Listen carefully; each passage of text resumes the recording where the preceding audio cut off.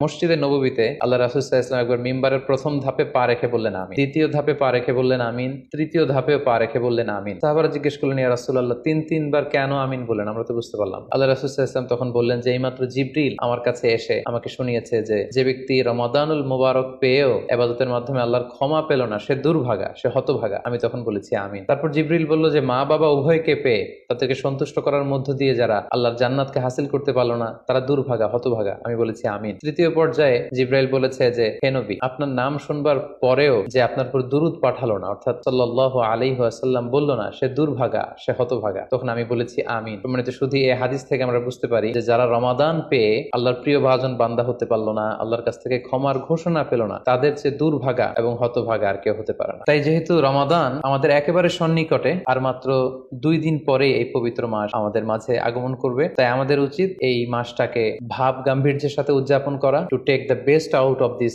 Blessed month. যত বেশি পরিমাণে সম্ভব নেক কাজ করে আল্লাহ তাআলার ক্ষমাপ্রাপ্ত বান্দাদের অন্তর্ভুক্ত হওয়ার চেষ্টা করা। আমরা যদি এই মাসকে উদযাপনের জন্য এখন থেকে একটা প্ল্যান করি বা প্রোগ্রাম করি এবং সেটার আলোকে যদি পুরো মাসটি আমরা পরিচালনা করবার চেষ্টা করি, তাহলে আশা করি খুবই ফ্রুটফুল ওয়েতে এই যে অফার দেওয়া হয়েছে, স্পেশাল অফার, এই অফারগুলোকে আমরা কাজে লাগাতে পারবো এবং বেশি বেশি ইবাদত করে আল্লাহ তাআলার প্রিয় ভাজনদের অন্তর্ভুক্ত হতে পারবো।